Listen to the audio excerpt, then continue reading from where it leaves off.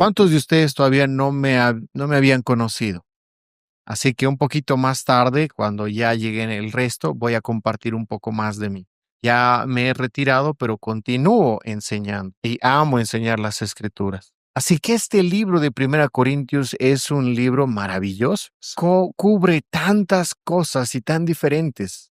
Todos nosotros conocemos algunos de los temas que cubre.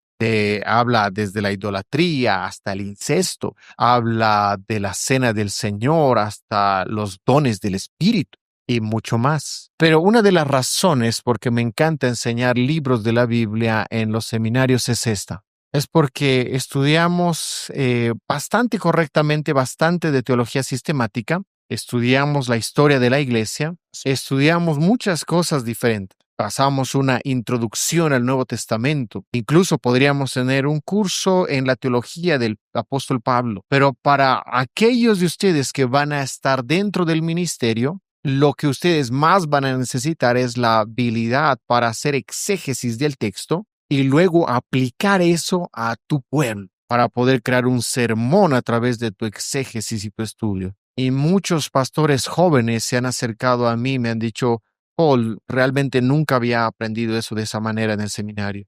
Es bueno ir a través de diferentes libros y tener un conocimiento panorámico de esos libros, por ejemplo, a través de los evangelios. Pero ustedes no harán eso con su congregación cada semana. Ustedes predicarán a través del texto. Entonces necesitamos entender cómo todo ese libro, todo ese texto encaja dentro del contexto de todo el libro. Así que esa es una de las razones por la que me encanta enseñar libros de la Biblia, porque quiero poder ayudarles a ver formas en las que ustedes puedan predicar, enseñar el texto desde la palabra. Y a veces eso requiere bastante trabajo duro. Déjenme hacer una introducción corta al libro de Corintios. Apenas ustedes se introducen al libro, pueden ver directamente que está lidiando con varios asuntos, pero al mismo tiempo que tienen que ver en relación con lo que pasa en Corinto, en la ciudad de Corinto. Así que Pablo está escribiendo, está dirigiéndose a gente judía, también se dirige a gentiles y probablemente la mayoría de la congregación eran gentiles. Y ustedes se recordarán que Pablo mismo fue a Corinto en su segundo viaje misionero y lo hizo a través de Antioquía y llegó a la Turquía moderna y luego bajó a Grecia y llegó a Corinto. Voy a mostrarles en un poco más adelante un mapa de Corinto. Pero Corinto se sitúa en un pequeño istmo y es una ciudad portuaria que recibe barcos que vienen de Turquía y también de Grecia. Así que es un puerto muy estratégico. Si Pablo puede ver personas convertidas en Corinto, entonces estas personas lo llevarán al resto del mundo. La ciudad en sí misma había sido reconstruida en el 45 a.C. La ciudad griega había sido destruida por los romanos y fue reconstruida por una gran mayoría que vinieron de Roma, que habían sido libertados de la esclavitud. Y la mayoría de esas personas eran bien educados. Ellos también tenían sus negocios, así que realmente era una ciudad muy, muy importante. Y nosotros sabemos por excavaciones dentro del centro de la ciudad que habían pequeñas tiendas ahí por todo alrededor y probablemente fue en una de esas pequeñas tiendas que Pablo, Priscila y Aquila trabajaron. Ellos trabajaban con cuero. También había muchos templos en esta ciudad como en muchas otras ciudades romanas. Es importante que entendamos que es difícil separar el contexto social en Roma del contexto religioso. Aquí nosotros sí podemos dividir esos dos contextos. Pero en las ciudades romanas, los templos estaban situados en el centro de las vidas de las personas. Así que incluso aunque tú tuvieses tu negocio, todavía tendrías relación con el templo. Y hemos descubierto también por las excavaciones que alrededor de esos templos, lo que nosotros conocemos como baños, había restaurantes o lugares de comida. Sí. Así que las personas también tenían sus negocios ahí. Así que inmediatamente el problema que se despertaba para los cristianos es que se preguntaban, ¿está bien que nosotros estemos ahí, que hagamos negocios ahí? Y estas eran nuevas preguntas para los nuevos cristianos en el Imperio Romano. Ustedes se recordarán cómo es que actuaban las personas judías. Ellos tenían su propio gobierno dentro de sus comunidades pequeñas. Ellos solamente comían su propia comida y ellos nunca iban a uno de estos templos. Así que los cristianos querían saber de los discípulos qué es lo que ellos tenían que hacer. Y los apóstoles tempranos le estaban diciendo que estaba bien que ellos pudieran tener sus negocios ahí e incluso comer comida de la que había sido sacrificada a los ídolos. Pero querían advertirles o que estén conscientes de la intención de esa comida. Así que Pablo está introduciendo teología mientras va lidiando con estos asuntos. Lo otro que está sucediendo en estas sociedades romanas afectadas por el pensamiento griego es que la sociedad es bastante elitista. Las personas quieren ser reconocidas y honradas en la ciudad. Así que ellos hablarán de la sabiduría y qué tan importante es que todos debían tenerla. Así que los líderes de la ciudad eran tomados como los sabios de la ciudad. Muy cercano a eso también está la idea de la espiritualidad, porque la perspectiva griega de la espiritualidad era que el espíritu tenía que salir del cuerpo a ese mundo espiritual. Y esto también despertó otros problemas para los creyentes nuevos. Pablo tenía que insistir y decirles que no es solamente nuestro espíritu, sino que también nuestro cuerpo importa, que en la revelación bíblica tanto el espíritu como el cuerpo importan. Por lo tanto, lo que hacemos con nuestro cuerpo es importante. Pueden darse cuenta que los griegos tenían dos perspectivas del cuerpo, porque mi espíritu es quien se relaciona con Dios, mi cuerpo entonces no importa. Yo puedo ser inmoral, yo puedo hacer cualquier cosa que yo desee. Ese es mi cuerpo y no afecta mi espiritualidad. El otro lado de este pensamiento griego es que porque mi cuerpo no es importante, yo voy a intentar hacerlo menos con mi cuerpo. Me puedo volver un ascético, así que no me casaré, no tendré sexo, trataré de no involucrarme en los negocios, me voy a retraer de la sociedad. Ahora, esos son dos lados de la misma teología. Una teología que dice solo mi espíritu se relaciona con Dios. Así que es dentro de esta sociedad elitista, una sociedad que le presta mucha atención a la sabiduría y una sociedad donde la espiritualidad significa escapar del cuerpo, es dentro de esa sociedad que Pablo tiene que hablar a los cristianos. Y cuando ellos se convierten en cristianos, ellos vienen con su pensamiento previo. Tú y yo también nos pasa lo mismo. Cuando nosotros nos convertimos por primera vez, venimos con todo nuestro trasfondo. No sabemos qué es bueno, qué es malo, qué es lo que podemos continuar haciendo y qué es lo que debemos dejar de hacer. Y esta es una iglesia joven a la que Pablo tiene que enseñarles estas cosas. Y mientras vemos el libro, veremos que los asuntos que ellos lidiaron son asuntos que también nosotros lidiamos hoy. Así que ese es un pequeño panorama breve.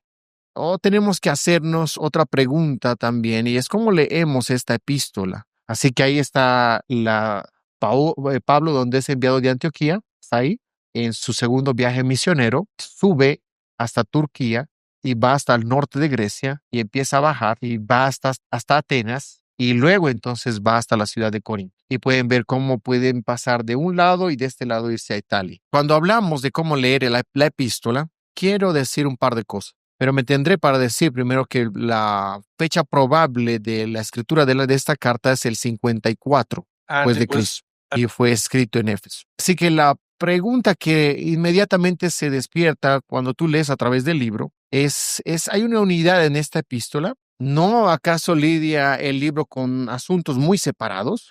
¿O que hay un problema es que hay un problema que está por debajo que ha levantado al resto de los demás problemas? No es sorprendente cuando ustedes leen a través del libro que algunos comentaristas dicen que estos son simplemente diferentes asuntos que son importantes pero que no están relacionados. Y cuando escuchamos a los ministros predicar a veces de este libro, nos quedamos con esa sensación muchas veces. Especialmente esto es verdad si tú escuchas predicaciones temáticas. Por ejemplo, si ustedes tienen una serie de sermones sobre el matrimonio, el ministro probablemente podría ir a 1 Corintios capítulo 7, o si está hablando sobre la comunión, podría ir a 1 Corintios 11. Lo que tenemos que hacer, lo que deberíamos hacer cuando estamos predicando, y eso es una exposición a través de todo el libro, Ahora, por supuesto, siempre hay un lugar para sermones temáticos. Probablemente la forma normal y regular de la predicación debe ser a través de un libro. Y si ese es el caso, entonces tenemos que preguntarnos cómo leemos esa carta. ¿Dónde está eso? ¿Hay una unidad? Y creo que muchos comentaristas también han sugerido, creo correctamente, creo que el asunto que está por debajo es la posesión de los dones del Espíritu, pero especialmente la sabiduría o el conocimiento de la palabra. Ahora, yo sugiero que los corintios le dieron una importancia y relevancia a los dones que no debieron haberle dado. Así que algunos de estos corintios realmente se volvieron muy arrogantes sobre sus dones y efectivamente llegaron a convertirse en un grupo elitista dentro de la iglesia. Dentro de una sociedad que ama la sabiduría, no es sorprendente ver que aquellos dones espirituales que ellos están enfatizando es la sabiduría y el conocimiento. Y Pablo va a volver a ese punto una y otra vez. Ahora, para responder a esa arrogancia, Pablo siempre va a volver al mensaje del Evangelio. Al final, lo que Pablo dice es que esta arrogancia de los corintios les está inflando, pero es solamente el amor a través del cual reflejamos al Cristo crucificado. Así que, por ejemplo, en el capítulo 8, versículo 1, Pablo está hablando de la comida sacrificada a los ídolos, y él dice, todos sabemos que tenemos conocimiento, pero mira qué es lo que dice en la última parte de ese verso. El conocimiento envanece, pero el amor edifica. En una pequeña frase, Pablo está resumiendo cuál es su posición en contraste con la de los corintios. Ellos, su posición de tener en alto al conocimiento, les estaba elevando a la arrogancia. Pero Pablo continúa volviendo al Cristo crucificado. Eso es lo que importa dentro de la iglesia y lo que humilla a todos. Hay otras personas han sugerido que el problema que está dentro del libro es que hay 4 grupos particulares. Así que si ustedes pueden darle un vistazo a 1 Corintios capítulo 1, verso 12, podrán ver cómo es que Pablo se refiere a estas divisiones. Dice así: quiero decir que cada uno de vosotros dice, yo soy de Pablo, y yo de Apolos, y yo de Cefas, y yo de Cristo. Así que lo que está diciendo Pablo es, miren las divisiones que hay dentro de ustedes. Y algunos comentaristas dicen, este es el gran problema que está yendo a través de todo el libro. La dificultad con esto es que Pablo no menciona estos grupos nuevamente. Y de hecho, había más divisiones en este libro que estas 4 que vemos ahí. De hecho, vemos, por ejemplo, la división entre los ricos y los pobres dentro de la cena del Señor. Claramente vemos una división entre personas que tienen ciertos dones. Vemos también una división entre las personas débiles en el capítulo 8 y entre aquellos que piensan que son más fuertes. Y también encontramos más división. Lo que siempre me maravilla al ver esto es que esta iglesia está tan dividida, incluso aunque había sido plantada apenas a 7 u 8 años antes por el mismo apóstol Pablo. Si a veces pensamos que nosotros tenemos problemas en nuestras iglesias, en una manera un poco cómica podemos darnos cuenta que el mismo apóstol Pablo tuvo que lidiar con problemas también. Hablemos un poco de las fuentes de información que Pablo tenía. ¿Cómo es que él sabe lo que está pasando aquí en esta ciudad? Bueno, Pablo dice que ha recibido información de la iglesia al menos de 3 fuentes. Vemos que ha recibido reportes de la gente de Cloe. Vemos eso en el capítulo 1, verso 11. Ahora ella pudo haber sido una mujer de negocios, ya sea que se haya establecido en Éfeso o tal vez en Corinto. Había muchas mujeres ricas en ese tiempo. Mientras ella manejaba sus negocios, sus mensajeros se conducían de una ciudad a otra. Y claramente Pablo confiaba en ella como cristiana y también en sus mensajeros. Una segunda fuente fue una carta de la iglesia de Corinto. Y nosotros podemos ver eso en una frase que aparece de tiempo en tiempo, que dice, en cuanto a las cosas que me escribiste, en cuanto a lo que me escribieron. Y ustedes podrán ver que he puesto ahí las notas, que hay varios versos que menciona esa frase. Otra fuente es Apolos. Podemos asumir que él fue una fuente para Pablo, porque Pablo menciona a Apolos y su trabajo en Corinto. Hablemos un poquito más sobre la era en la que Pablo vivió. Una de las cosas más importantes en esta era de la sabiduría que ellos tenían era el discurso retórico. Así que las personas les gustaba escuchar a los oradores, fuera en las calles o en las casas de las gentes prósperas. Los filósofos viajaban hablando. Un escritor en latino decía que las personas les encanta escuchar el discurso retórico, pero nunca entendían el contenido, que era más que todo la habilidad de lo que hablabas y no tanto el contenido de lo que hablabas. Muchos de los filósofos que viajaban tenían también estos patrones. Y estos patrones también eran muchas de ellas mujeres prósperas que abrían sus casas, recibían invitados y entonces tenían este tiempo de oratoria. Por supuesto, la retórica ya había sido importante incluso desde los días de Platón y Aristóteles, pero empezó a volverse incluso más importante en el primer siglo después de Cristo. Pero Pablo insiste que él es diferente. Leamos el capítulo 2, versículos 1 al 5. Y recuérdense este trasfondo que les acabo de dar. Es un trasfondo breve, pero tengan eso en sus mentes mientras leen. Así que, hermanos, cuando fui a vosotros para anunciaros el testimonio de Dios, no fui con excelencia de palabras o de sabiduría, pues me propuse no saber entre vosotros cosa alguna, sino a Jesucristo y a este crucificado. Y estuve entre vosotros con debilidad y mucho temor y temblor.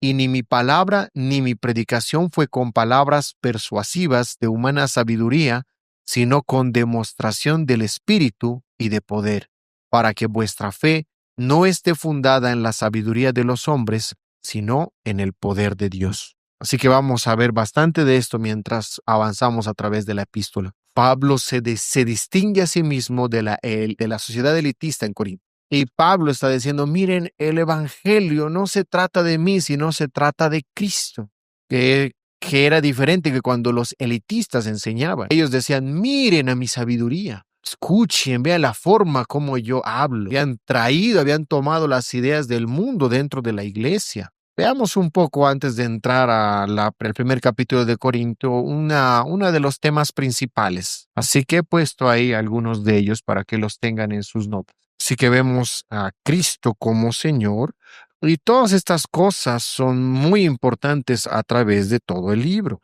Cristo crucificado, la coinonía en Cristo, que vamos a definir más adelante, la sabiduría o conocimiento, los dones del Espíritu. Y la palabra que yo usualmente utilizo para esto es dones de gracia, porque la palabra en el griego es carisma. Caris es gracia y significa las cosas. Sí que creo que si pensamos de esto como dones de gracia, creo que va más adecuadamente con el significado. Vamos a ver bastante sobre el orgullo o la jactancia y envanecerse.